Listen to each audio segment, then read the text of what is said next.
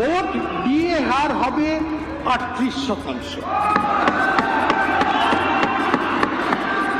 Pension প্রাপ্যরা অতিরিক্ত 20% DNS relief পাবেন।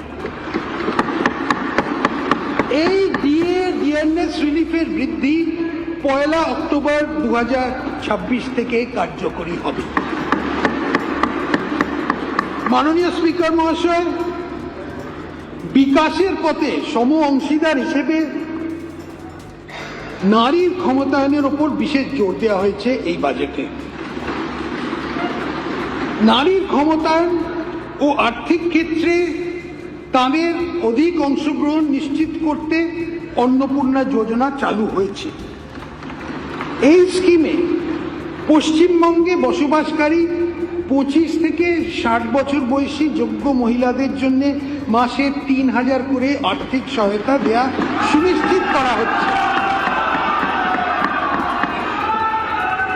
এই নির্দিষ্ট আর্থিক সহায়তা উপভোক্তার আধারযুক্ত ব্যাংক অ্যাকাউন্টে ক্রেডিট হবে। এই স্কিমের জন্য আমরা 36 কোটি টাকা বরাদ্দ রাখছি। 36,000 কোটি।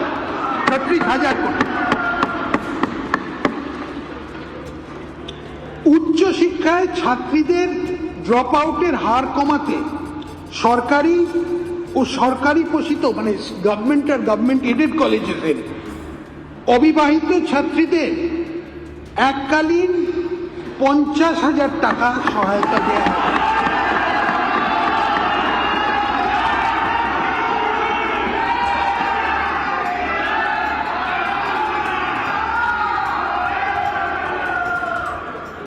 গর্ভবতী ও ল্যাকটেটিং মায়েদের সংবেদনশীল শ্রেণীকে অতিরিক্ত আর্থিক সহায়তা দিতে আমি প্রধানমন্ত্রী মাতৃবন্দনা যোজনার আর্থিক সাহায্য সহ মোট 21,000 টাকার আর্থিক সহায়তা ঘোষণা করছি। এছাড়াও গর্ভবতী মায়েরা 6টি পুষ্টি কিট পাবেন। রাজ্য সরকার এই রাজ্যের মহিলা যাত্রীদের জন্য একটি ভাড়া মকুবের স্কিম এনেছে। 1 জুন 2026 থেকে রাজ্য সরকার পরিচালিত বাসে পশ্চিমবঙ্গ বসবাসকারী সকল মহিলাকে বিনামূল্যে পরিবহনের সুযোগ দেওয়া হচ্ছে। এই জন্যে আমরা 550 কোটি টাকা বরাদ্দ করছি। এই উদ্দেশ্যেই শীঘ্রই একটা পিঙ্ক কার্ড চালু করা হবে। আমরা প্রতিটি মহকুমাতে অন্তত একটি করে মহিলা থানা ও প্রতি থানায় নারী সহায়তা ডেস্ক স্থাপন করব। শহরের ব্যস্ত এলাকা ও সর্বসাধারণের ব্যবহারের স্থানে টহল দেওয়ার জন্য মহিলা পুলিশ অফিসারদের দিয়ে দুর্গা সুরক্ষা স্কোয়াড গঠন করা হবে। উপরন্তু রাজ্য রিজার্ভ পুলিশ ফোর্সে মাতঙ্গিনী হাজরা ও রানী শিরোমণির নামে 2টি সম্পূর্ণ মহিলা ব্যাটালিয়ন স্থাপন করা হবে। অঙ্গনওয়াড়ি কর্মীদের এবং অঙ্গনওয়াড়ি সহায়িকাদের 6 বছরের নিচে শিশু, গর্ভবতী ও স্তন্যদায়ী মাদের পুষ্টির মাত্রা বাড়াতে প্রচুর অবদান রেখেছেন। আশা কর্মীরা প্রাথমিক স্তরে স্বাস্থ্য পরিষেবাকে মানুষের দরজায় পৌঁছে দিতে সাহায্য করেছেন। এই সকল কর্মচারীদের গুরুত্বপূর্ণ পরিষেবাকে স্বীকৃতি দিতে আমি তাদের মাসিক সম্মানিক 5,000 টাকা বৃদ্ধি করব।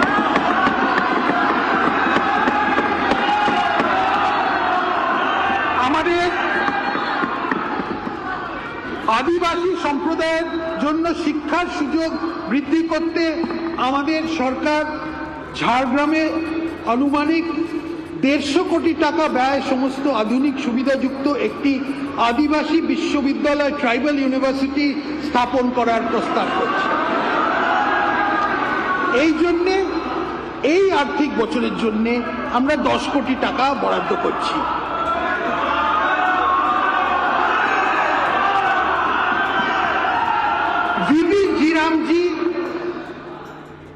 রূপায়ণ করা হচ্ছে।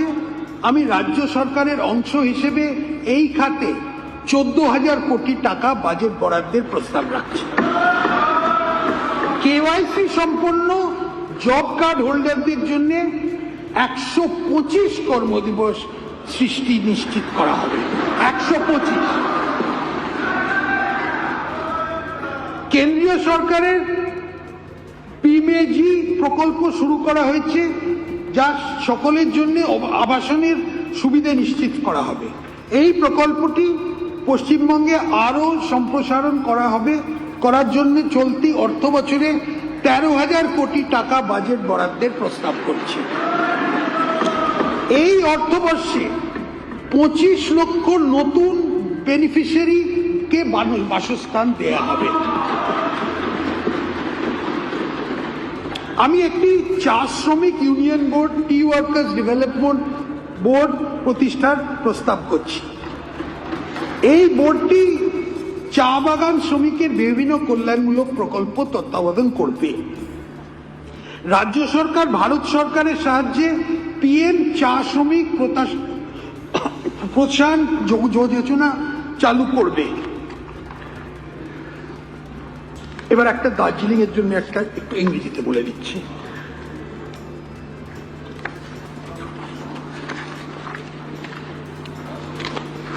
West Bengal tea tourism policy allows diversion of 30% tea estate land for commercial purpose.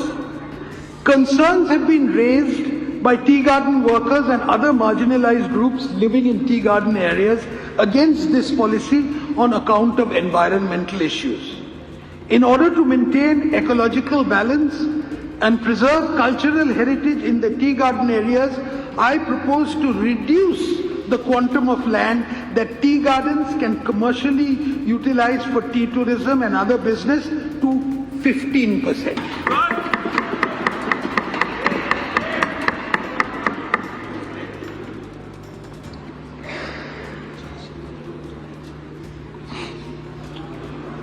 শহরাঞ্চলে 4টি মা আহার কেন্দ্র চালু করা হয়েছে। এগুলোতে ডিম, মাছ, সবজি দিয়ে তৈরি সুষম পুষ্টিকর খাবার প্রতি বেলায় জনপ্রতি 5 টাকায় দেয়া হচ্ছে। ভবিষ্যতে আরও 210 এমন কেন্দ্র চালু করা হবে। বয়স্ক, বিধবা এবং বিশেষভাবে সক্ষম নাগরিকদের হলেন সমাজের সবচেয়ে বেশি অসুরক্ষিত। এদের মাসিক পেনশন 500 টাকা বাড়ানো প্রস্তাব আমি করছি।